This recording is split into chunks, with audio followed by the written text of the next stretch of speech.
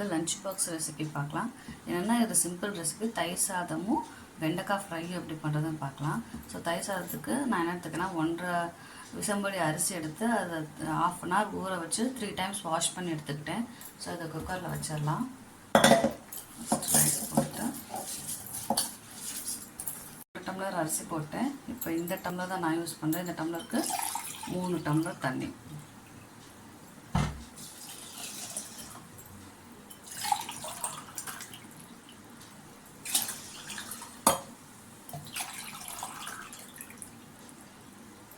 நான் சாதத்துக்கு உப்பு போட்டு வடிக்க மாட்டேன். ஸோ அதனால் நான் இப்படியே குக்கரை மூடிக்கிறேன். நீங்கள் உப்பு போட்டு வடிக்கிறவங்களா இருந்தால் உப்பு போட்டு வடிச்சுக்கலாம். வீசம்படி கப்பு. இந்த வீசம்படியில் தான் நான் 1 கப்புக்கு இந்த டம்ளரில் 2 டம்ளர் தண்ணி ஊற்றுவேன். எப்போவும் யூஸ் பண்ணி நல்லா இப்படியே மிக்ஸ் பண்ணிட்டோன்னா எதுவும் சைடில் வராது, யார் சைடில் வராது. விசில் போட்டு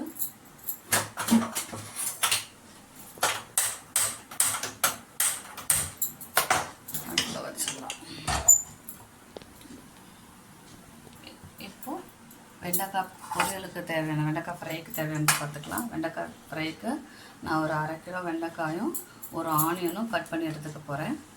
ஃப்ரைக்கு 1/2 கிலோ வெண்டைக்காய் எடுத்துருந்தேன் இல்லையா, அதை இந்த மாதிரி பொடி பொடியாக கட் பண்ணி எடுத்திருக்கேன். அதே மாதிரி 2 பல் பூண்டை நல்லா மசிச்சு எடுத்திருக்கேன். அடுத்து ஒரு பெரிய வெங்காயத்தை பொடி பொடியாக நறுக்கி எடுத்துகிட்டு தாளிக்கிறதுக்கு 2 வரமிளகா, கொஞ்சம் கருவேப்பிலை எடுத்திருக்கேன். இப்போ இதை தாளிக்கலாம். தாளித்து கடாய் வச்சுக்கலாம். கடாய் காயட்டும்.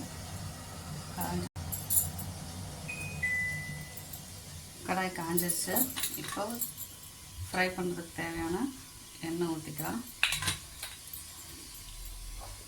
காஞ்சிச்சு. எண்ணெய் காஞ்சனையும் கடுகு உளுந்து பருப்பு கொஞ்சோண்டு எடுத்து போட்டுக்கலாம். கடுகு உளுந்து பருப்பு நல்லா பொரியட்டும்.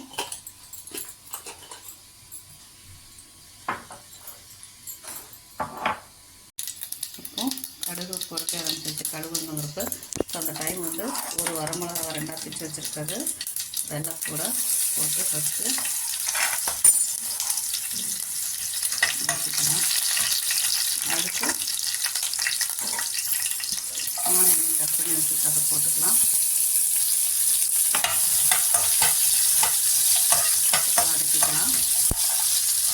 கொஞ்சோண்டு இஞ்சி பூண்டு பேஸ்ட்டு போட்டுக்கலாம். அந்த இஞ்சி பூண்டு பேஸ்ட்டோட பச்சை வாசனை போகிற வரைக்கும் வதக்கி விட்டுக்கலாம். கருவேப்பிலை போட்டுட்டு அதோட வெண்டைக்காவையும் ஆட் பண்ணிக்கலாம்.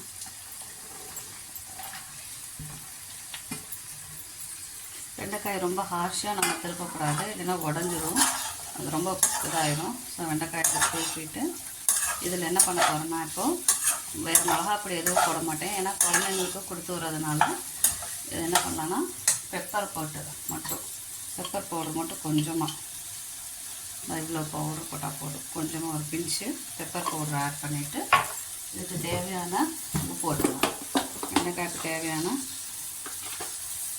உப்பையும் ஆட் பண்ணிடலாம்.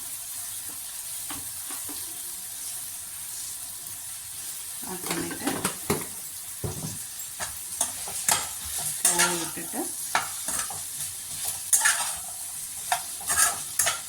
கிளறி விட்டுட்டு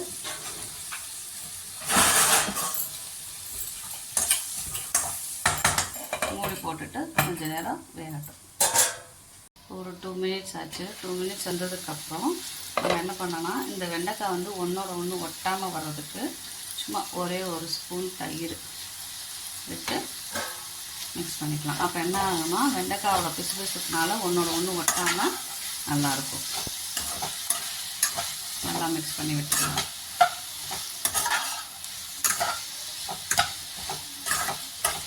மிக்ஸ் பண்ணிவிட்டு திருப்பி மூடி போட்டு வேக விட்டுடலாம்.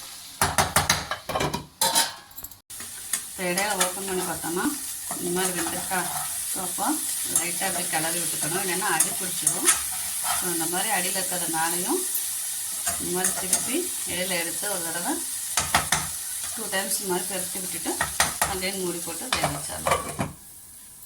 2 தடவை எடுத்து பார்த்துட்டோம். இப்போ நெக்ஸ்ட்டு பார்த்தோன்னா இந்த மாதிரி வெந்துருச்சு. ஒன்றோட ஒன்று ஒட்டலை பாருங்கள் வெண்டைக்காய். ஸோ வெண்டைக்காய் ரெடி ஆகிடுச்சு. இப்போ இதை நம்ம இறக்கிக்கலாம். அடுத்து தயிர் சாதம் எப்படி பண்ணுறான் பார்க்கலாம். அடுப்பு ஆஃப் பண்ணிவிட்டு இறக்கிடலாம். ஃபஸ்ட்டு தயிர் தாளிச்சிக்கலாம். சிம்பிளாக தாளிச்சிக்கலாம். அப்புறம் தாளிப்பு கரண்டி வச்சுட்டு கரண்டி சூடாகட்டும். கரண்டி சூடாகிடுச்சு. இப்போ கொஞ்சமாக எண்ணெய் விட்டுக்கலாம். தயிர் சாதங்கிறதுனால கொஞ்சமாக எண்ணெய் விட்டுக்கலாம். கொஞ்சமாக எண்ணெய் விட்டுட்டு எண்ணெய் சூடாகட்டும். எண்ணெய் சூடாக வச்சு கடுகு உளுந்து போட்டுட்டு கடுகு உளுந்து பொரியட்டும்.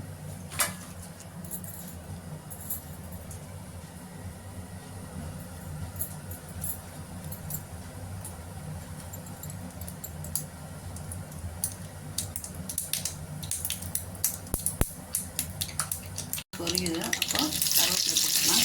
கருவேப்பிலை போட்டுட்டு ஆஃப் பண்ணிவிட்டு கொஞ்சமாக தயிர் எடுத்து வச்சுருக்கேன். கொஞ்சமாக தயிர் எடுத்து அந்த தயிரில் தாளித்து விட்டுக்கலாம். ஏன்னா நம்ம பால் தான் ஆட் பண்ண போகிறோம் மேக்ஸிமம். ஸோ கொஞ்சமாக தயிர் தாளிச்சாச்சு. இப்போ சாதம் எப்படி ப்ரிப்பேர் பண்ணுறதுன்னு பார்க்கலாம். எடுத்துகிட்டு குழந்தைங்களுக்கு எவ்வளோ சாதம் வேணுமோ அந்தளவு சாதம், சூடான சாதத்தை எடுத்துக்கலாம்.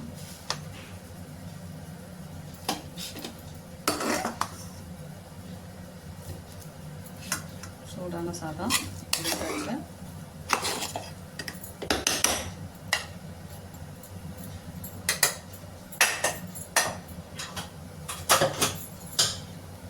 இப்போ நல்ல ஒரு குழம்பு கரண்டி எடுத்துட்டு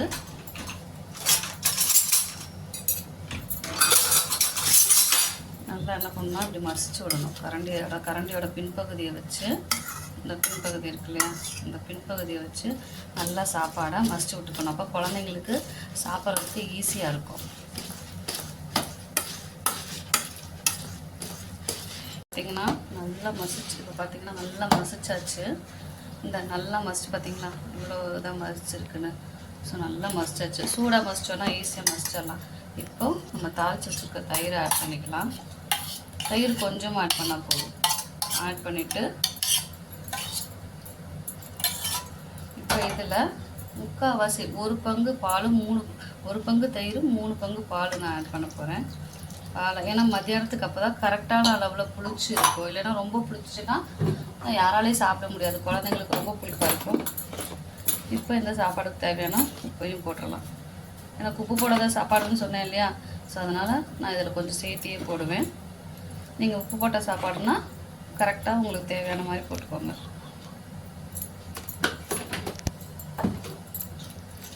நான் உப்பு போடாத சாப்பாடு அதனால தான் இவ்வளோ போடுறேன். நீங்கள் உப்பு போட்டு சாப்பாடு ஆக்குறீங்கன்னா உங்களுக்கு தேவையான அளவு போட்டுக்கோங்க.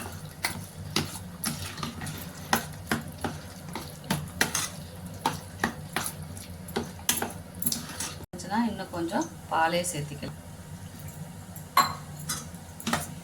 சாதமும் ரெடி, வெண்டைக்காய் பொரியலும் ரெடி. ரெண்டுமே கொஞ்சம் ஹாட்டாக இருக்குது. அதனால என்ன பண்ணணும்னா ஒரு 5 to 10 minutes இதை ஆற வச்சுட்டு அதுக்கப்புறமா நம்ம பாக்ஸில் போட்டுக்கலாம். ஸோ குழந்தைகளுக்கான லஞ்ச் ரெசிபி தயிர் சாதமும் வெண்டைக்காய் பொரியலும் ரெடி.